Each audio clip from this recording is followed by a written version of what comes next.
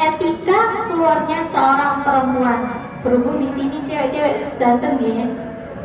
Wa fi sabili hadzal qasdi awsa al-islamu bil hijabi harsan 'alal mar'ati. Tujuannya kenapa sih Islam itu menerangkan tentang etikanya keluarnya seorang perempuan? Karena satu, seorang perempuan di dalam Islam itu sangat-sangat dimuliakan. Yang dulunya sebelum Islam ada diremehkan sekali. Ketika agama Islam itu masuk, maka insya Allah dan kanjeng Nabi itu sangat-sangat memuliakan perempuan. Bagaimana wasiatnya Islam itu terhadap seorang perempuan, yaitu hendaknya seorang perempuan ketika keluar itu memakai hijab atau penutup seperti kerudung ya, harsun 'alal mar'ati, untuk menjaga perempuan tersebut, wal muhafadha 'alaiha, dan sangat-sangat menjaga perempuan tersebut, lamma fil hijabi minal 'afafi was-shayn, yaitu dengan melindungi kesucian seorang perempuan. Faqala ta'ala fi Qur'anil Karim wal yadribna bi khumurihinna 'ala jujubihinna. Mereka akan dirugikan dengan kerudung yang ada di sakunya. Maksudnya apa? Mereka akan dirugikan bagi orang-orang yang keluarnya itu tadi tidak memakai kerudung. Jadi di saku maksudnya disinggahno itu lemari boten didamel-damel ngoten. Niku akan dirugikan. Wa naha 'anis sufuri wat tabarruji, dan melarang yakni dengan membuka kerudung dan tabarruj itu kayak menghiasi atau berdandan di alas kadarnya. Kalau misal sudah punya suami, kalau bisa berdandan bagi suaminya, bukan orang lain. Kalau setahu saya dia kayak apa yang namanya pitek atau henna, macam itu. Kalau misal belum berkeluarga itu nggak boleh, apalagi yang merah. Bukannya nggak boleh gitu sih, cuman takutnya itu kurang baik gitu. Takutnya itu mengundang pandangan yang namanya juga nafsu kan, nggak ada yang tahu gitu.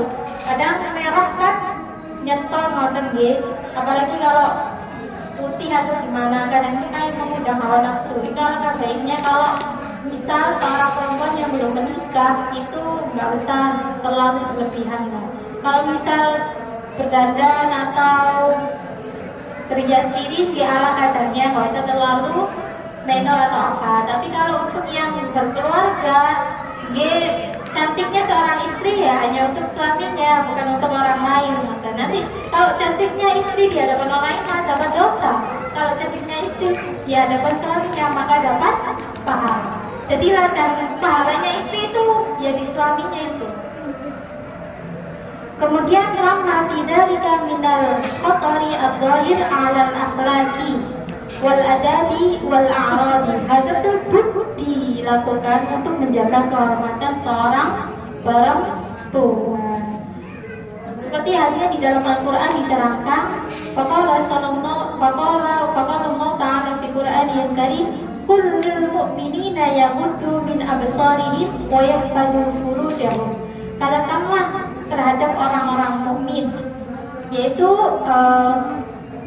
tundukkanlah pandangan kalian, wa yahfazu furujahum, dan jagalah farji kalian. Jadi kalau jenengan sebagai orang tua punya anak cewek atau cowok harus dijaga benar-benar. Banyak kan kasus-kasus ataupun berita-berita yang kabarnya yang barusan anak SD hilang itu juga ternyata dibawa kabur sama kenalannya di sosial media. Jadi kalau bisa anaknya kalau pulang malam ada gimana jenengan tanyain. Kadang anak itu seperti ini Bu, saya juga sebagai anak kadang komunikasi antara orang tua dan anak yang menyebabkan anak itu nggak kerasa di rumah atau lebih kerasa di luar, itu kadang komunikasi antara orang tua sama anak kurang. Jadi kalau bisa jadilah orang tua, jadilah teman ketika anak itu membutuhkan teman, jadilah sahabat ketika anak membutuhkan sahabat, jadilah orang tua ketika anak membutuhkan sosok orang tua. Jadi kalau bisa menjadi ya enggak, saya juga belum jadi orang tua nih, jadi belum tahu. Tapi kalau namanya zamannya kan beda, jadi saya lihat mungkin saya juga pernah belajar sedikit walaupun nggak belajar mendalami, pernah membaca atau belajar psikologi juga. Jadinya saya tahu karakternya bagaimana, karakter kalau anaknya seperti ini itu gimana, kalau menghadapi anak yang kurang perhatian orang tua itu seperti mana. Soalnya Bu, di pondok itu nggak semuanya anak itu dari keluarga yang baik-baik aja gitu. Banyak banget yang dari keluarga broken home. Kadang orang tuanya cerai. Kalau nggak gitu salah satunya yang ya seperti itulah broken home. Jadi anaknya yang di pondok itu agak bermasalah juga.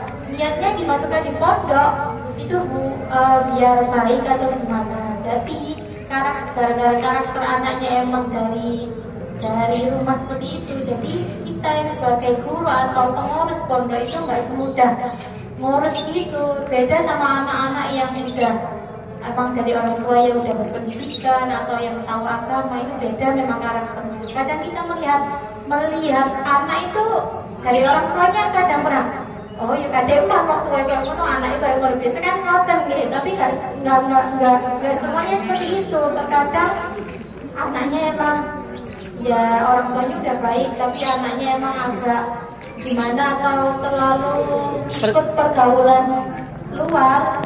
Soalnya pergaulan luar itu udah happy kan ibu, gimana nih orang anak SD SMP gitu udah was-was. Kalau dulu kan tahunya cuma main kelereng, beton. Nah sekarang mainnya HP, Facebook kan, Instagram, TikTok.